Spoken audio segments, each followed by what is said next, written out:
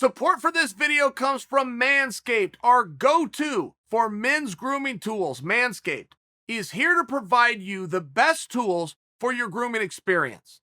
Their performance package comes with the new improved Lawnmower 3.0, the incredible Weed Whacker ear and nose hair trimmer, and a pair of performance boxer briefs and a travel bag. But wait, there's more. This bundle also comes with the Manscaped Crop Preserver Anti-Chafing Deodorant and the Crop Reviver Toner with soothing aloe and witch hazel extracts. They also have a ton of other amazing hygiene products on their website. Manscaped's Performance Package is the best buy of 2021. Try it for yourself. Go to manscaped.com/Chael for 20% off plus free shipping. That's 20% off plus free shipping at manscaped.com/Chael. All right, guys, I'm out in California. I'm on vacation, by the way. I can't remember. I don't know if I've ever gone on a vacation as an adult, but I feel like with the sport, you travel a lot and so on and so forth. But I was going to go on a cruise, and I don't know if you guys ever caught this. They were sending ads to your email or whatever like they were to mine. But cruises were basically paying you to go on them. I was going to take my whole family, kids, wife, her parents, my mother. It was like 7 of us. Cruise for a week, all inclusive, all your food, everything. $600. $600 for all of us. I don't know if I could keep my family at home and eat 3 meals a day for $600. Okay, gotta go. Well, okay, things didn't work out. Cruise got canceled. So I come out to California, getting some nice weather, having a great time. I get a call from Daryl. And Daryl, or better known as Coach Christian, is going to go put TJ Dillashaw, he's going to put Brian Ortega, he's going to put Juan Archuleta through this workout. I'm going, man, I got to see that. I need to see that. The UFC champion versus the Bellator champion in the same weight. Like, I have to be present to see that, right? You'll never know who wins unless you show up. So like, okay, I'm going. So I get down here, and right when I pull in, TJ Dillashaw is pulling in. He doesn't know I'm in town. So TJ's pulling in, and I see him, and I haven't been able to get a hold of TJ in about 2 or 3 weeks, even text messages. Like Sandhagen's fighting. I'm going, hey man, I'm about to go on ESPN. Send me a quote. And he's got an iPhone, I've got an iPhone. You guys know how that works. If he gets my message and he reads my message, I know he got my message and read my message, but he still didn't respond. So I pull into the parking lot. TJ's getting out of his car. So I grab my phone and I just call him. I'm going to see what he does as I'm observing him. Takes his phone out, sees it's me, sends my ass to voicemail. Oh, really? So I get out of the car and I said, you're busted. And he's like, busted for what? I said, what do you mean for? You just sent me to voicemail and I'm watching you. And he goes, dude, I swear I didn't even see it was you. I just didn't want to take a call before practice. Okay, fine. So we come inside and they start working out.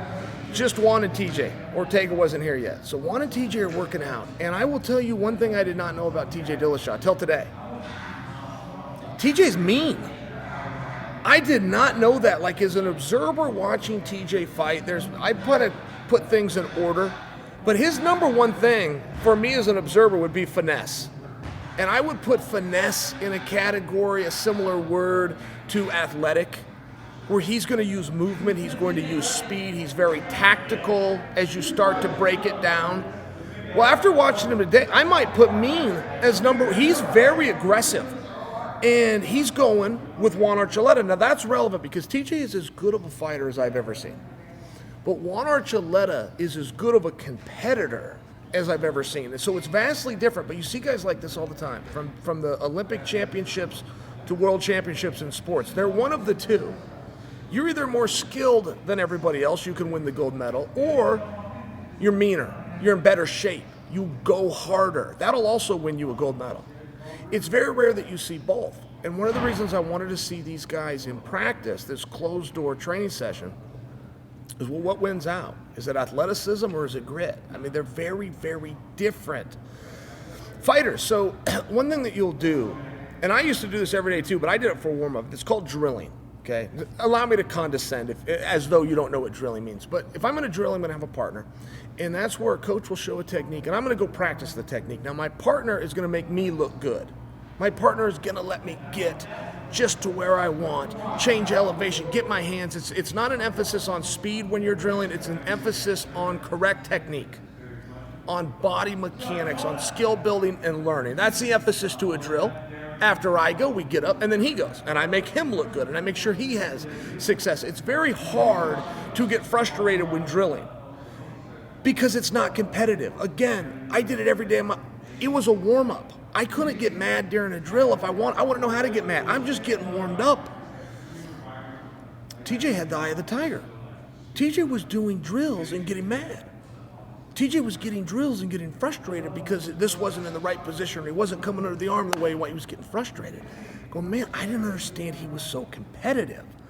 It's hard to compete in a drill because are you following what I'm saying? I mean, I learned something today. So, okay, these guys had this drill. One of the things that's changed, and I only left the sport a year and a half ago. That's a long time. That is a long time as rapidly as this sport is changing in one position particular, which is the cage. I lived through the era where the cage was a nuisance. The cage was in your way. Bigger cage, more cage, smaller cage, less cage, but this was a real thing. The cage, if it hit the cage, man, sport's done, nothing you can do. But then I lived through the era where the cage became the ultimate form of defense.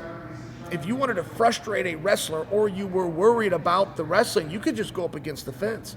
You could sit your ass into this. There's a way to turn your feet, get your heel and toes. I could break that down for you. But the bottom line is it would stop all wrestling. Stop it. And this was a huge era when guys started to learn how to do this. I didn't know it was a thing. I learned it live fighting Anderson Silva when I couldn't take him down. Why can't I take this guy down?